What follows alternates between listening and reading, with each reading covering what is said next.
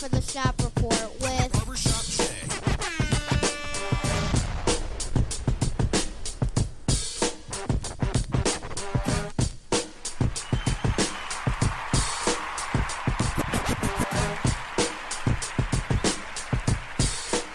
What up, sports fans?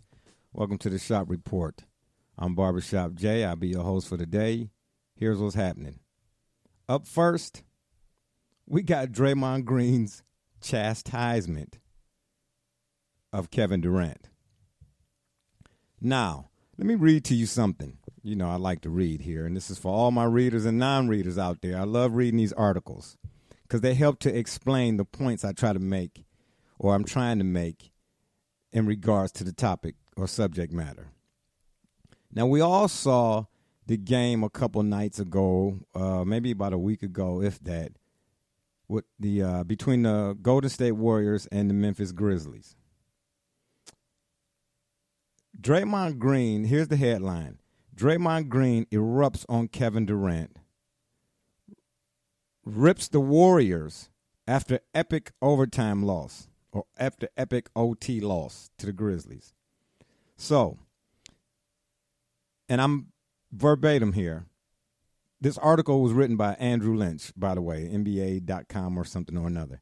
If you went to bed early or stepped out for the evening on Friday night, you missed an epic fourth quarter comeback by the Memphis Grizzlies against the Golden State Warriors. Now, before I go any further, how is it that if you're a super team, and I get it, players and teams have bad nights, but what I don't understand is this philosophy or this new age. You know, I'm going to always talk about how I cannot stand the Today BA. Yeah, I still watch, as I've said as well before. I still watch because just really, to tell you the truth, the other stuff that's really on the boob tube is of no interest. You know, it's not program-worthy material, so we got to do something, right, if you're going to pay for cable. So I still watch, but again, not with the same enthusiasm as I did once upon a time. But how do you blow a lead? You know, that seems to be all too commonplace nowadays. Teams are not just blowing 3-1 series leads, but they blowing in-game leads. But yet and still, they getting lauded for all of their proposed or supposed greatness. And I mean, at an alarming rate, these guys can't hold on to leads. I thought if you get a lead, you don't give it back, especially if you all that. The Warriors led by 24 at one point in the game and took a 19-point lead into the fourth quarter.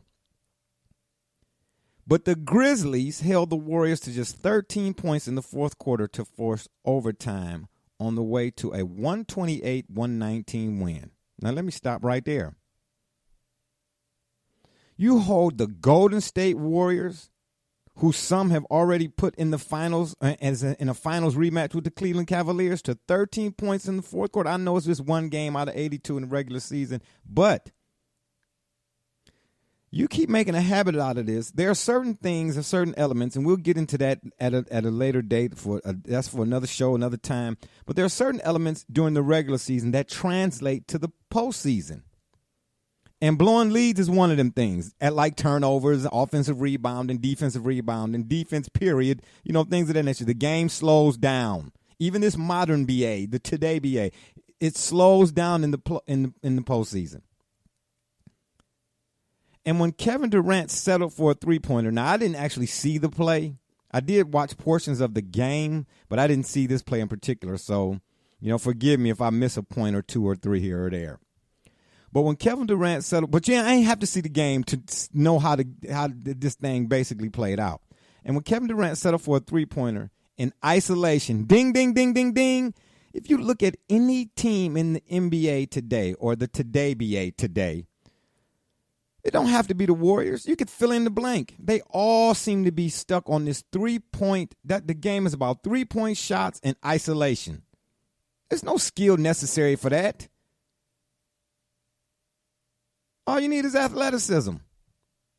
But is it a good thing? No, it's not. And this or this premise is what we will continue to express. Don't put powdered sugar on a pile of boo-boo and tell me it's a funnel cake. I ain't eating it. When he settled for a three-pointer in isolation on Golden State's final meaningful possession of regulation, Draymond Green let his teammate hear about it. Now, first off, Draymond Green got his nerve to be telling anybody about anything. Mr. Crazy Legs Hirsch. You understand what I'm saying, man? Keep your feet on the ground. Otherwise, it's going down. Because you're starting to look like a clown, even though you ain't really done it as of late. My point is, you ain't got no business chastising nobody about nothing. Because at the end of the day, in last year's finals, you, Clay, well, in the closeout game, Draymond did put up some statistical numbers. He did. But if you look at that series throughout, there was a lot of bad decision-making on the part of the Warriors, especially offensively, including Draymond Green. So don't point to Kevin Durant or point out a standard to Kevin Durant that you all supposedly have that you yourselves are guilty of not adhering to.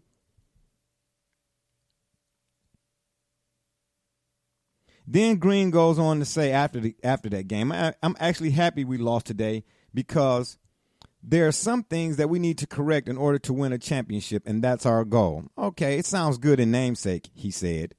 So trying to win every regular season game really don't matter. Yeah, it do, because y'all went 73 and what? So that's a contradiction. I want to see us get better each and every time we step on the floor, and I don't feel like that's been happening for the things we need to get better at. So I'm kind of thrilled that we lost because you usually make corrections when you lose. Listen, I'm telling you all about this Warriors team. Yes, they are a true representative of this modern NBA. But they are so weak in the middle, and it is still my contention that in last year's finals, it wasn't the Draymond Green, LeBron step over on the floor, all that old crotch incident. That played out well for the young and the restless types. But for all us purists out there, it was the absence of Andrew Bogut. Now, was Bogut a stalwart on the offensive end? No. I don't even think he averaged 5 points a game in the finals. But it was just his presence at the rim which played a large part in the Cavs being down 3-1 because the Cavs at that time were more perimeter oriented. And just Bogus's presence on the defensive end, more so than anything, made the Cavs somewhat apprehensive about going in the middle. And when he went out, the Cavs did what teams who win championships are supposed to do. I'm not taking nothing away from them for that. Once Bogut was out of there, they attacked the middle. Because I have said all along that despite all the pageantry that you see from the Today BA, the game is inside out if you're talking about titles for the most part.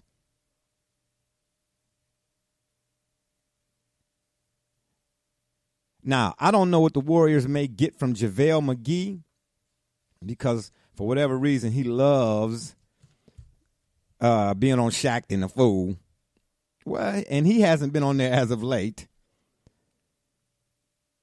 But that is going to be more of a key or a key cog going forward for these Warriors. They have been so hell-bent, these Warriors, on their ability that they sometimes get a little full of themselves or ahead of themselves. Going forward, I don't see the Warriors being able to, even with Durant, because for all of his ability, he's already got it ingrained in his mind. That's why he did the isolation thing. Because that's what these guys mostly are good at. They're not good at on-court awareness. Your eyes are what lead you to a score.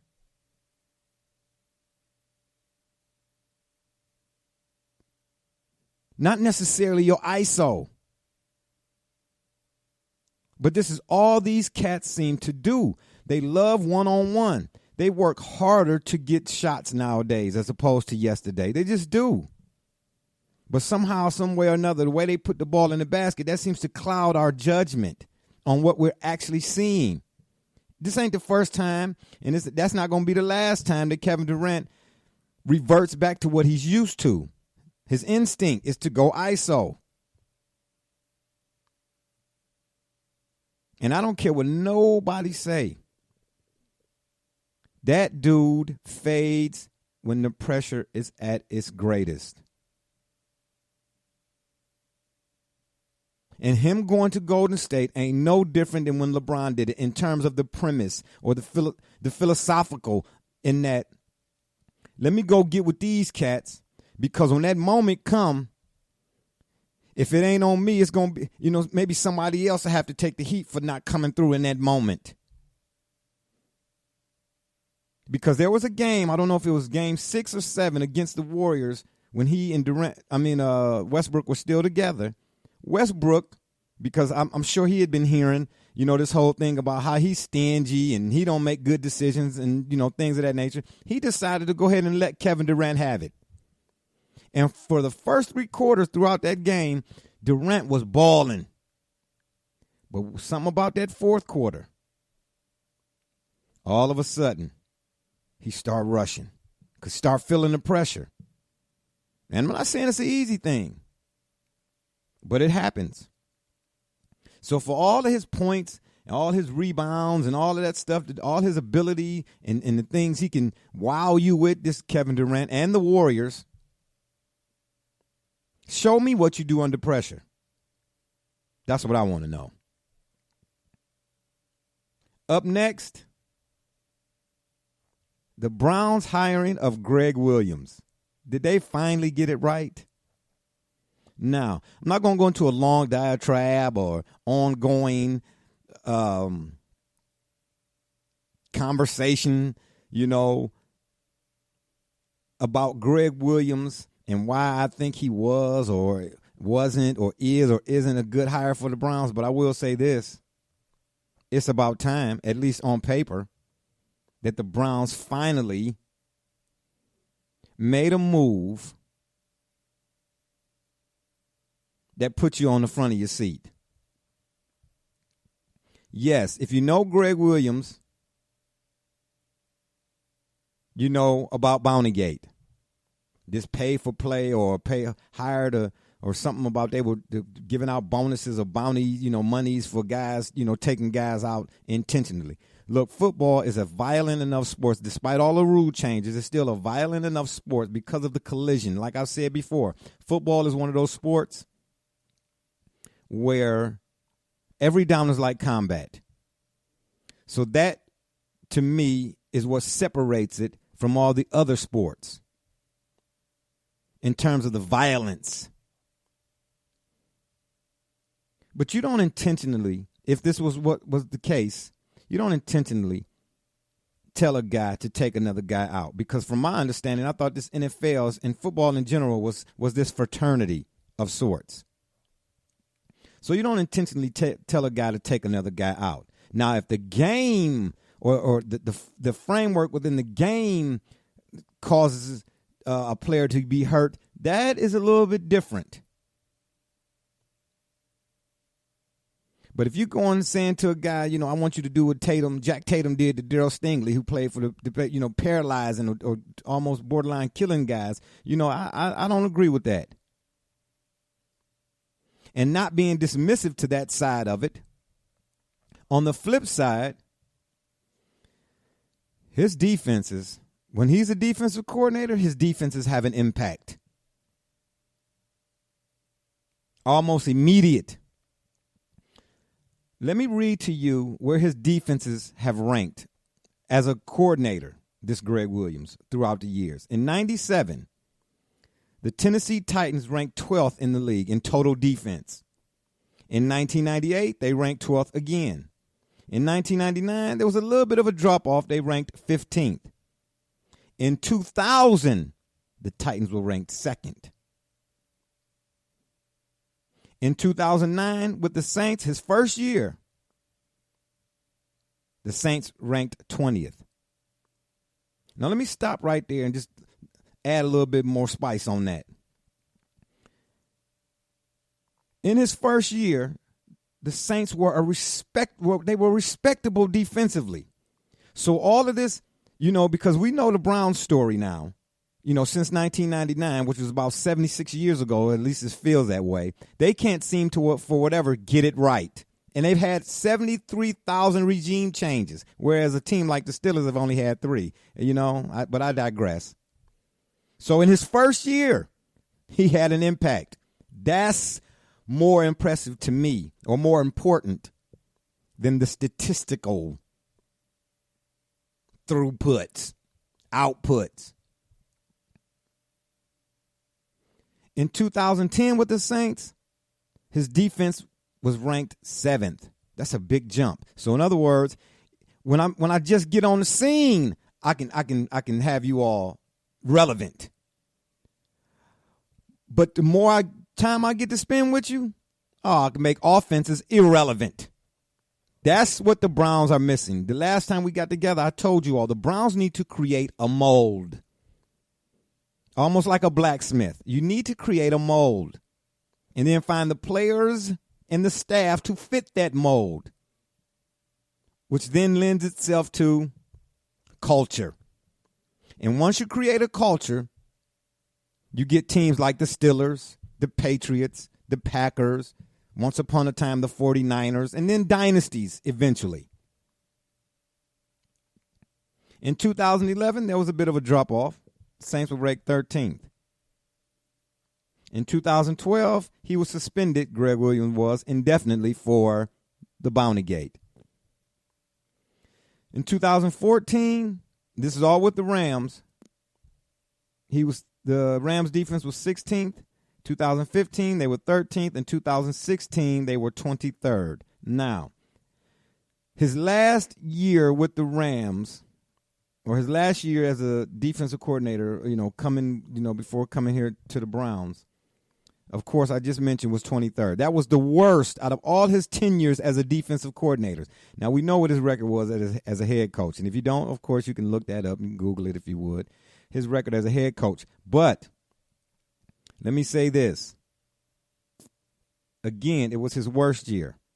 And there was a little bit of a turmoil with that whole Jeff Fisher, getting a new deal and then being fired and all of that. It's sometimes kind of the more challenging to focus on the business at hand when you got a lot of distractions, more so than you normally might.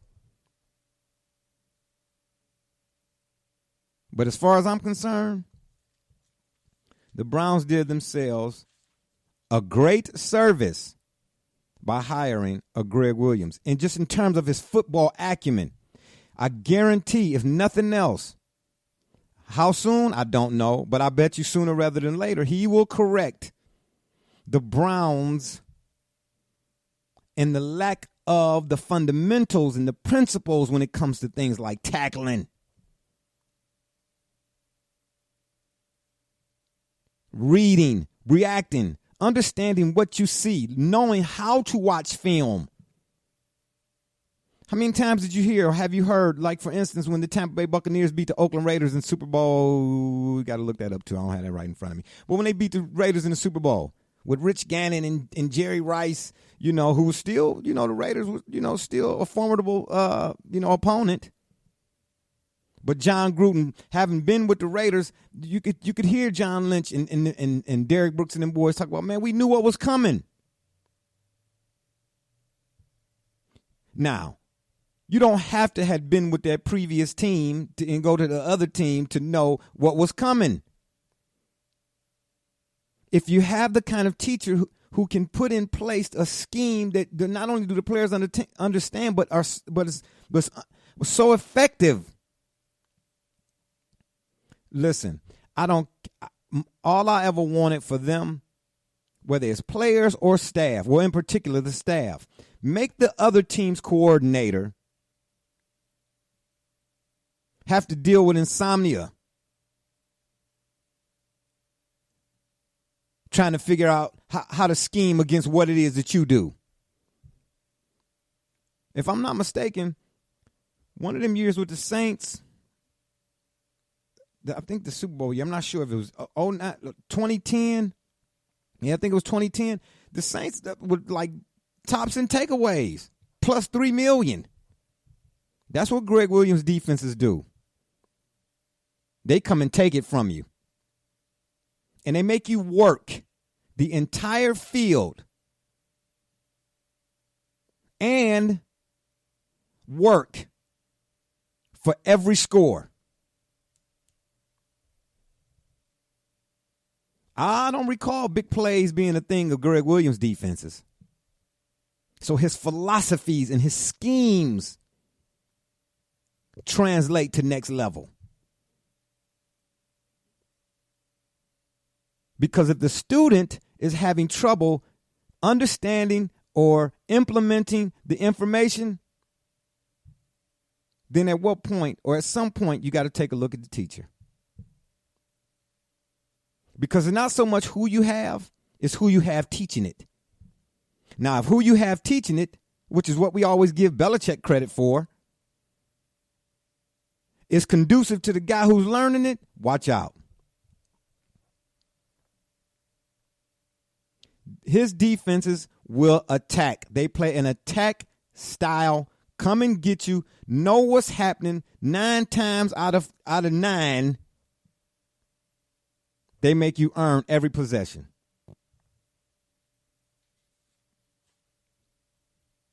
And that's what I want to see. That's what's been sorely lacking for this team since 1999. Because to me, just like with a quarterback, you don't need a Joe Montana to win a Super Bowl. You could do it with a Trent Dilfer. But if the structure around you, if the house if the foundation that you put in the house on is solid, then the house got a chance to stand for forever.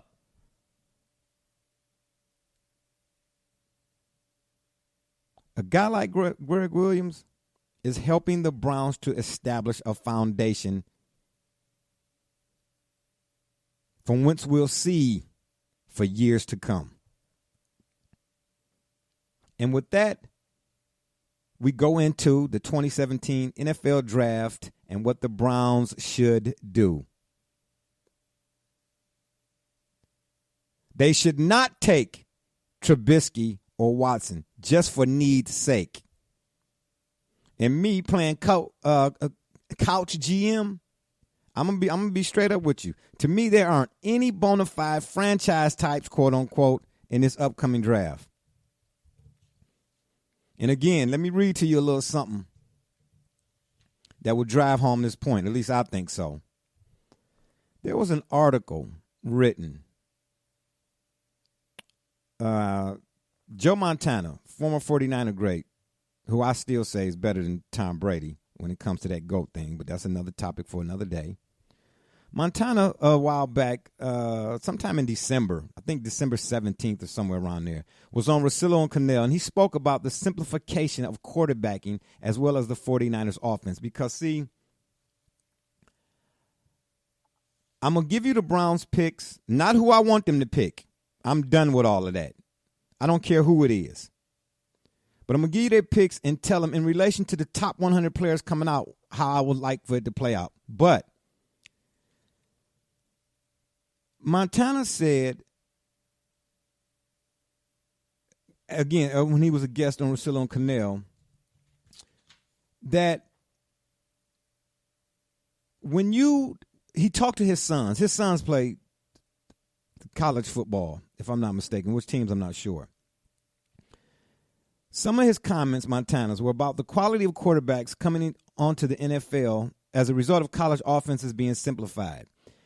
The Browns will have success at drafting a quarterback in this upcoming draft if that quarterback has already played in a pro-style offense.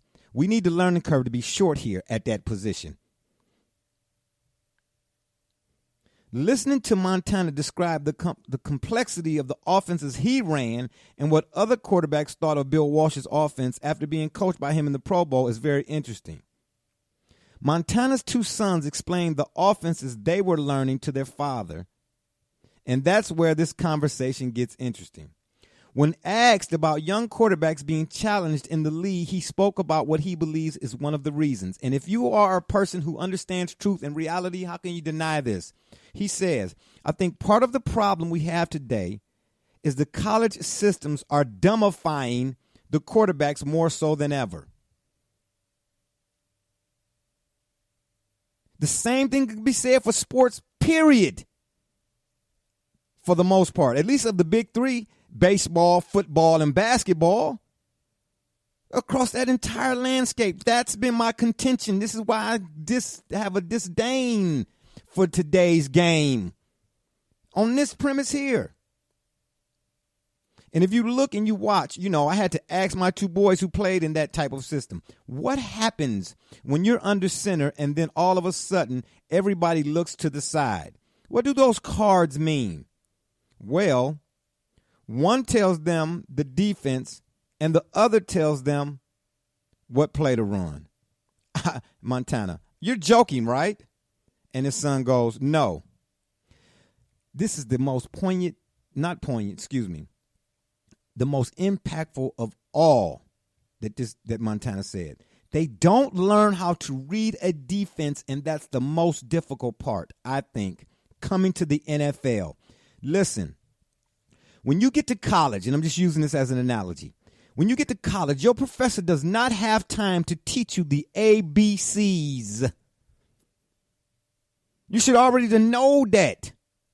This is why so many young quarterbacks come into the league and they struggle, because they're being force-fed almost through no fault of their own to play right away.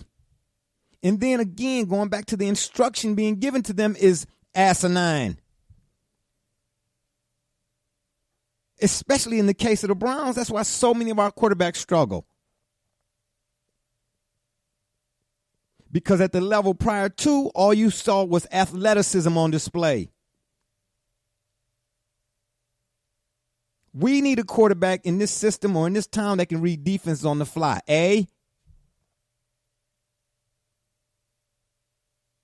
If you don't understand what's going on when you have to pick your head up, it's too late. And I'll tell you, it's tough because there are great athletes on the other side of that line. But you have to be able to understand and not have to be able to rely on something from the sideline because it changes that quickly. And I think that's where most quarterbacks struggle, is that they just don't have the ability to read a defense and be able to anticipate. Let me say that word again, anticipate, because most of the time those read option guys are throwing to guys that are wide open the majority of the time, which is what you're not going to find in the FFL.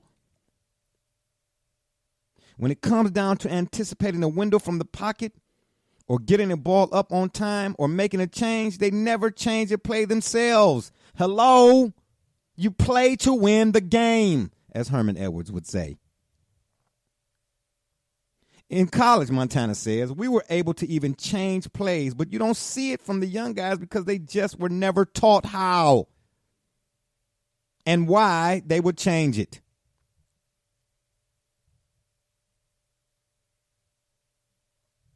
Now, he goes on to say more, breaking down what he saw Montana did when he watched the college game, talking about particular coverages, so on and so forth. But I don't even need to go that far. I promise you turn on the TV, you watch any sport for the most part, the big three, and you ask yourself, why did he take that shot? Why did he throw that pass? How he let the ball get over his head in the outfield? The attention to detail is no longer present. And yet and still people want to compare today to yesterday. There is none.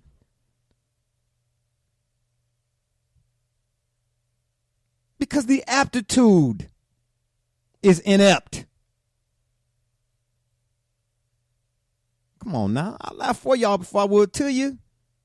How many times do you turn on a game regardless of the sport.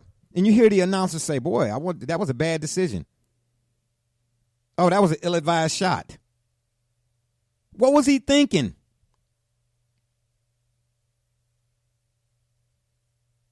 And then turn around and these guys are lauded for being in the MVP conversation. Are you kidding me? Get out of here with that mess, man. So all in all, again, the Browns need to take a guy in terms of a quarterback who was in a pro-style offense. The transition to the NFL next level will be a lot more quicker. So, right quick, we're going to go into what the Browns pick at in terms of order and what I'd like to see them do. So, in other words, wherever you're picking at in whatever round, it has to be, in my estimation, based on the top 100 players coming out of college. So, the Browns have in the first round the first pick. So, if Myles Garrett, for instance, is the number one rated player on the top 100 players coming out list, then you take him at number one. You don't take Deshaun Watson or Trubisky so that the media here can play it up. Oh, he was a hometown kid. He had a Browns uniform on when he was 5. Listen, I don't care if every spot you pick at, if every player on that top 100 list coming out is a kicker, then you take them. And then you coach them up to be receivers and running backs and so on, tight ends and so on and so forth, defensive backs. They also, the Browns have, the 12th pick in the first round. I don't care who you got, but he better be the 12th best. If the next guy on that top 100 list is the 20th, then you take him at 12th if everybody else then took the ones prior to. You all get my drift? That's in the first round. In the second round, the Browns have the first pick, of course, 33rd. And some in the mock have them, of course, taking Deshaun Watson. I don't think he's going to last that long, but that's fine. If he's there, so be it. I can see that. The 33rd pick in the second round, of course, the first pick. And they have the 52nd pick in the second round. In the third round, they have the 65th pick.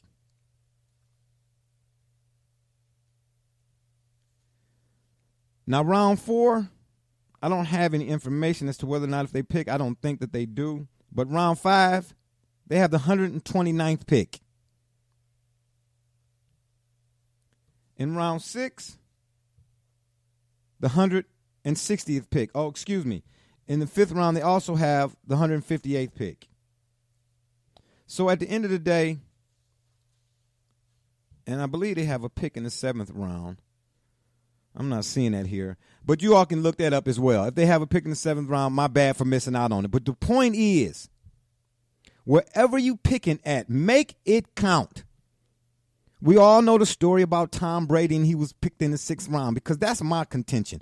It's not about so much where you picking. It's who's doing the picking. Because if you're a real chef, and that's what the Browns need, they need real chefs. And I hope especially on defense, if they're picking any defensive players, Gregg Williams is in the room and he got a whole lot to say so. If you're a real chef, you don't need scampies and lobster to make a fantastic meal. I should be able to give you a rock, some salt and some pepper, and you take it from there. You feel me? Now, last but not least, I said leaf. Lord have mercy. Y'all didn't hear that.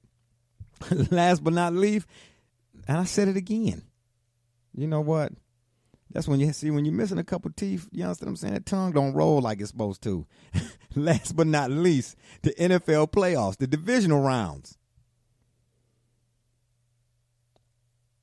In the NFC, this Saturday, tomorrow, we got the Seattle Seahawks at the Atlanta Falcons. On the Seattle side of things, They have no Earl Thomas, who we all know is the quarterback on the back end of that defense. Now, they got Cam Chancellor, and they got the Bennett boys, and they have a stout defensive unit, of course, with my man Sherman, Mr. Press Conference, I say. And they have Pete Carroll. The Seahawks have a culture not as astute, for lack of a better word or term, as maybe the Steelers or the Patriots, but they have one in place. And they have winning in playoff and, of course, Super Bowl experience. But let me tell you something. And that's a plus, that playoff experience. They are 3-5 on the road this season.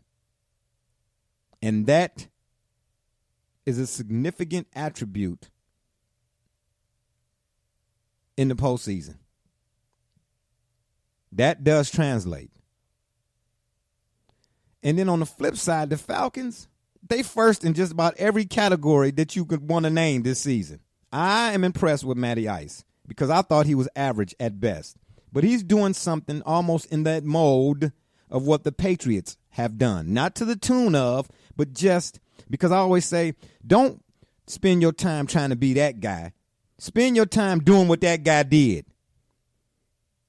And Matt Ryan has spread the ball around to about 37 different people this season. I'm being facetious, but it seems that way when you watch him. And I haven't got a chance to see a lot of Falcons games, but yeah, that too translates. Distribution. Despite having arguably first ballot Hall of Famer, a first ballot Hall of Famer in Julio Jones, who is a monstrosity, if you ask me. And the run game. They was fifth in the league this year in the run game. That, too, translates in the playoffs. Ask the Green Bay Packers a few years ago when they won a wild card, passed their way to the playoffs, but ran their way through to the Super Bowl. Got to have it. So in this matchup, even though I like the Seahawks and what they bring to the table, I think the Falcons win it. In the AFC, Sunday, you got the Texans at the Patriots. And I mean, do we really need to even discuss this? Probably not, but I will. Defensively, I think the Texans can hold or will hold their own. Offensively, Bill Belichick, like Greg Popovich in the NBA, his system and his scheme just seems to disrupt what you do offensively. You have to be a like mind on the other side of the ball, or at least close to what Belichick is. You know what I mean? You got to be a fantastic play caller on the other side in order to do battle with Bill Belichick and these Patriots. And offensively, I just don't see the Texans as doing so, especially not with Brock Osweiler. His windup is very, he's got an ugly hitch in it for a guy but see, to me, it looks like him being 6'5", and this is, again, just me talking, he seems to throw the ball down more so. It's like he feels like he's going to overthrow it because he's so tall. So he is got a hitch in his throw because his mind is telling him, you don't want to overthrow. And it just looks ugly coming out at times. So the Texans defense will keep them in it early, I believe. But then the Patriots and what they do offensively, because Tom Brady is another one of these guys. And again, the Patriots have perfected, and I don't want to say perfected, they are very permanent in beating you with a multitude or in a multitude of ways offensively in their ball distribution. How many players, Brady, because Gronk is gone. But they, as always, don't seem to have, they haven't missed a beat, so to speak. They do a very good job of sharing the ball offensively. So I'm taking the Patriots. And, again, a close one to start with, but a blowout towards the end. And then you got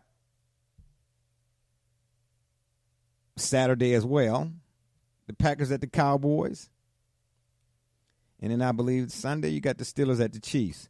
Now, I'll talk about the Steelers and Chiefs at first. We all know what the Steelers are capable of. That term, the Steeler way, does not come by way of accident. It is well earned. They do have a pedigree, and they play up to their pedigree for the most part, and have done so throughout the years. But for whatever reason, because of that combination, or that trio of Bell, Brown, and Ben, it's tough. And it's you got to know how to get it. But it's something about the Chiefs this year that I believe defensively they'll be able to maintain the Steelers in a way in which we might not have seen or expected a Chiefs defense in particular to do against a Steelers offense of that trio. On the other side, I think the Chiefs offense is more than capable enough this season to deal with the Steelers defense that is not as stout as it has been in years past. Now, who am I picking, you ask? It's a toss-up. My head tells me Steelers, but my gut tells me Chiefs. So I'll let y'all decide. And last but not least, the Packers at the Cowboys. This is a matchup that everybody in the NFL is they can't wait to see. They cannot wait to see. Like myself, I can't wait to see it either. Aaron Rodgers, a guy who had the benefit of sitting behind Brett Favre for 3 or 4 years and then being able to learn coverages and things. That's why I think he looks as well as he does when throwing the football and dissecting defenses. Then on that Cowboys side of things, man, what Dak and Zeke have been able to do is very, very impressive. Very, very impressive. And their scheme offensively, along with that offensive line, the Packers are going to have problems. And plus, it's at Jerry's world. But then the Cowboys defense, even without Jordy Nelson, they're going to have problems with that Packers offense. Because Aaron Rodgers, man, you got to get him. He can. Not only can he throw the football with when he's on, man, it's a thing of beauty watching this cat, man. But he moves his feet well, not necessarily to run like running quarterbacks do, but just to stay alive in the pocket like the Steelers' Big Ben. And can the Cowboys defense do enough? Will they spy him, put a linebacker on him, to keep Aaron Rodgers in the pocket? And like most quarterbacks, you get him off his spot. But then again, he can make things happen when you get him off his spot. So you're going to have to really be able to get pressure on Aaron Rodgers in order to be effective against him. And I don't know if the Cowboys can do that. So as much as I'd like to see the Cowboys win, I think the Packers will. And on that note, it's been fun, but we got to run. Appreciate y'all for listening to the Shop Report. Check us out on social media at the Shop Report. Or email us, theshopreport365@gmail.com. And if that don't work, Google it. I'm Barbershop Jay. And remember, the next time y'all want to know what's really going on, man, come to the shop. Walk-ins are always welcome. Holla.